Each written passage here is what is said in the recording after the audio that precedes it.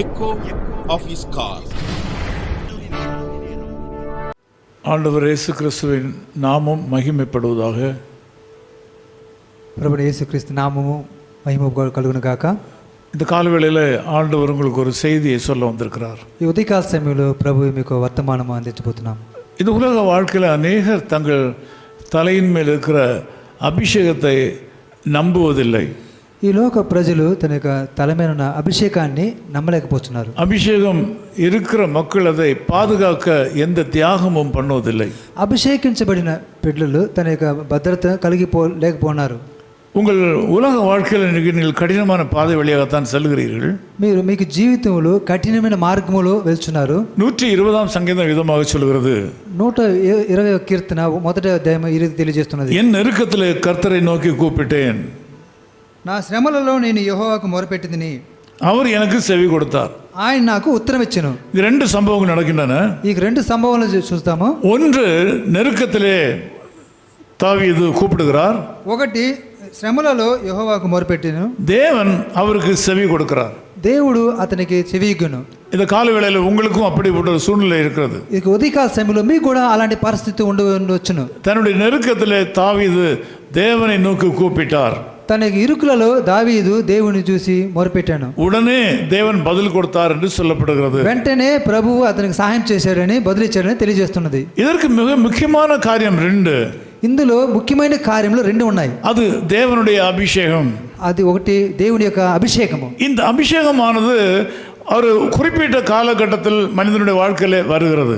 ప్రత్యేకమైన దినములలో యొక్క వాక్యము అతనికి బయలుపరచను. இந்த பரிசுத்த ஆவியானவருடைய அபிஷேகத்தின் மூலமாக தான் மனிதர்கள் ஆண்டவரை இயேசுவை தங்கள் சொந்த இரட்சகராக ஏற்றுக்கொள்கிறார்கள். తనకు సొంత రక్షణ యేసుక్రీస్తుని ఇందు ద్వారా అంగీకరించాలి. இந்த பரிசுத்த ஆவியின் உந்துதலினாலே அந்த வேலை மனிதனுடைய வாழ்க்கையிலே ஆரம்பிக்கிறது.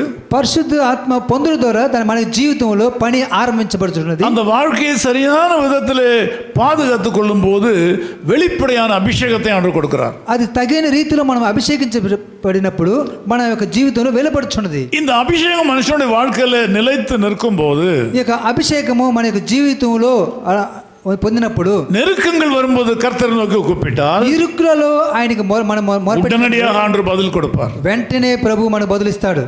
நீங்கள் கேட்பது கட்டாயம் கிடைக்கும். మీరు అడుగుతున్నది తప్పక జరుగును. இதற்கு நம்முடைய வாழ்க்கையிலே தேவன் கொடுத்திருக்கிற ஆவியின் அபிஷேகத்தின் ஆரம்பத்தை நாம் அறிந்து அதை பத்திரமாக பாதுகாத்து அதை வளர்த்து கொள்ள வேண்டும். దేవుడు మనకి ఇచ్చిన అభిషేకాన్ని భద్రంగా మనం కాపుదల చేసుకోవాలి. அது எப்படி பாதுகாத்துக் கொள்வது? అది ఏ రీతిగా మనం భద్రత அது చేసుకోవాలి? எப்படி வளர்ப்பது? అది ఎట్లా మనం అభివృద్ధి పొందుకోవాలి? தேவனுடைய சமூகத்திலே ஊக்கமாக பாரத்தோடு ஜெபம் பண்ணுகிறதுனாலே அதை பாதுகாக்க முடியும். దేవుని సన్నిధిలో భారముతో ప్రార్థించడం వలన మనం పొందుకోగలము. அவர் சித்தத்தை சரியான விதத்தில் அறிந்து அதன்படி நடக்க நம்மை ஒப்பு கொடுக்க வேண்டும். ఆయన చిత్తము ద్వారా మనము ప్రార్థించడం వలన నడుచుట వలన పొందుకోగలము.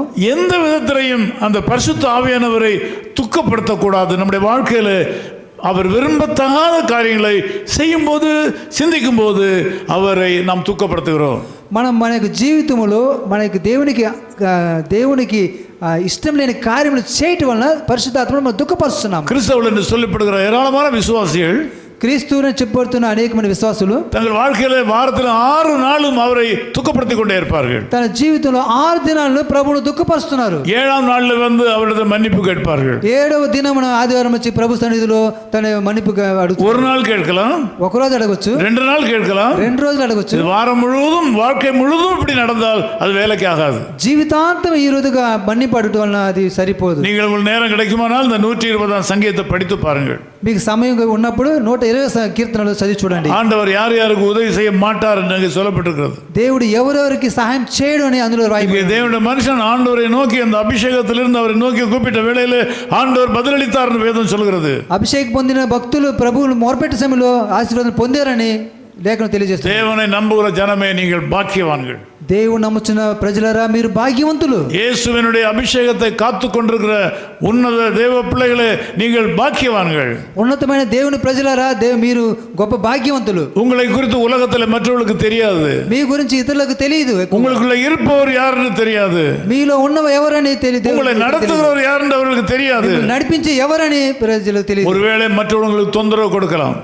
ఒకవేళ ఎవరైనా మీకు తొందర ఇవ్వచ్చు. కష్టங்களை கொடுக்கலாம்.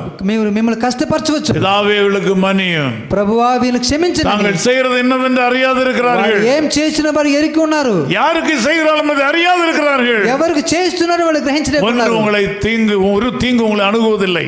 ఏక కష్టం మీ ఎదురుకు రాదు. எந்த தீங்கு உங்களை சேதப்படுத்துவதில்லை. మిమ్మల్ని ఎవరిని మీ ఎదురుకు వచ్చి కష్టపెట్టరు. இந்த நாள் இனிய நாள்.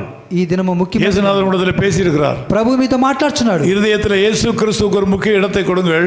మీ హృదయంలో యేసు ప్రభువుకు ముఖ్య స్థానం ఇవ్వండి. பரிசுத்தமாக வாழுங்கள். పరిశుద్ధంగా జీవించండి. அந்த பரிசுத்த ఆవియానుடைய உந்துதலுக்கு உங்களை ஒப்பு கொடுங்கள். పరిశుద్ధ ఆత్మకు మీరు ఒప్పుదల దయచేయండి. பாவம் செய்யாதீர்கள். పాపం చేయొద్దండి. கீழான காரியங்களை சிந்திக்காதீர்கள்.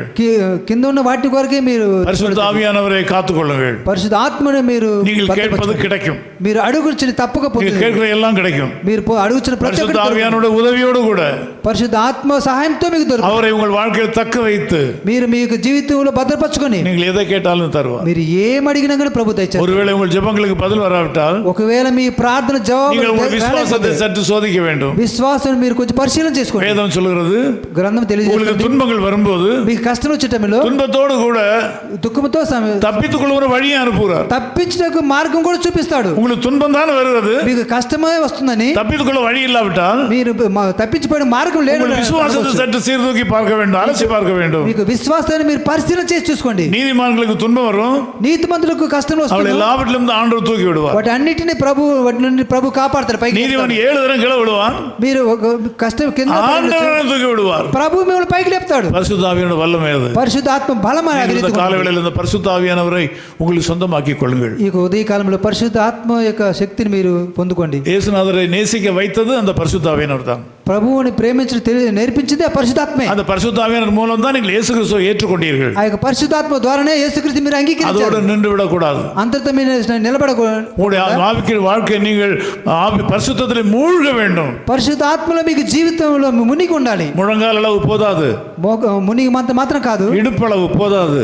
నడు మాత్రమే కాదు. அன்பிலே மூழ்க வேண்டும். ప్రేమలో మీరు ధరించి ఉండాలి. நீங்கள் கேட்டுக்கொள்வது எதுவோ அது கிடைக்கும். మీరు ఏమైతే అడుగుతారో తప్పక పొందుతారు. நான் ஊழியக்காரன் என்று உங்களுக்கு சொல்லுகிறேன். నేను ఒక దైవ సేవకునిగా మీకు నిలబడి చెప్తున్నాను. நான் ஜெபிக்கிறேன். నేను ప్రార్థిస్తున్నాను. பிதாவே உமக்கு ஸ்தோத்திரம். ప్రభువా మీకు స్తోత్రం. மக்களை உம்முடைய அன்பு கரங்களில் ஒப்புக் கொடுக்கிறேன். మీకు ప్రజలను మీ కరంలోకి అప్పగిస్తున్నాను ప్రభువా. ஒரு காலத்துல ஏதோ ஒரு விதத்திலே உம்மை ஏற்றுக்கொண்டார்கள். ఒక కాలంలో ఏదో ఒక రీతిలో మేము అంగీకరించారు. அப்புறம் మறந்து விட்டார்கள். తర్వాత వాళ్ళు మర్చిపోయినారు. உம்மை இழந்து விட்டார்கள். మిమ్మల్ని దూరంగా పోయినారు ప్రభువా. நீரும் அவளை போய் விட்டீர். మీరు వారి దగ్గర నుండి దూరంగా వెళ్ళిపోయారు. இந்த காலவேளையிலே உங்களுடைய இந்த மக்களுடைய அன்பை நீர் பெற்றுக்கொள்ள வர வேண்டும் என்று ஜெபிக்கிறேன். ఈ ఉదయ కాలంలో మీకు ప్రేమను పొందాలని మీ దగ్గరికి இவர்கள் தங்கள் இருதயத்தை திறந்திருக்கிறார்கள். వాళ్ళ యొక్క హృదయం తెరిచినారు ప్రభువా. அந்த பரிசுத்த ஆவியானுடைய வல்லமை வாழ்க்கையில் இறங்கட்டும். పరిశుద్ధ ఆత్మ యొక్క వారి జీవితంలో దయచేయండి. அப்படியானால் இவர் கேட்டுக்கொள்கிற எல்லாவற்றையும் கொடுப்பீர். అప్పుడైతే వాళ్ళు అడిగినవన్నీ పొందుకుంటారు. அப்படியே ஆசீர்వதியும். ఆ రీతిగానే మీరు వారి இயேசு கிறிஸ்துவின் நாமத்தில் ஜெபிக்கிறோம் பிதாவே. యేసుక్రీస్తు నామములో ప్రార్థిస్తున్నాను తండ్రి. ஆமென். ஆமென். இயேசுவே நான் உம்முடன் வாழ்விலும் தாழ்விலும் இருளிலும் ஒளியிலும் ஏகுவேன்.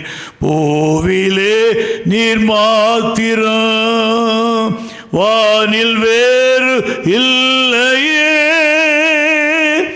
இனிமே நீரே துணை என்றைக்கும்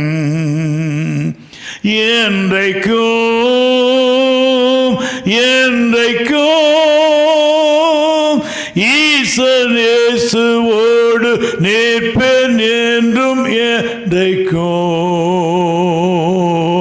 போர் செய்வேன் ஜெபத்தினால்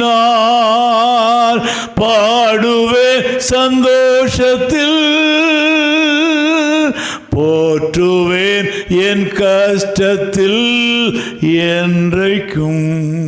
God bless you.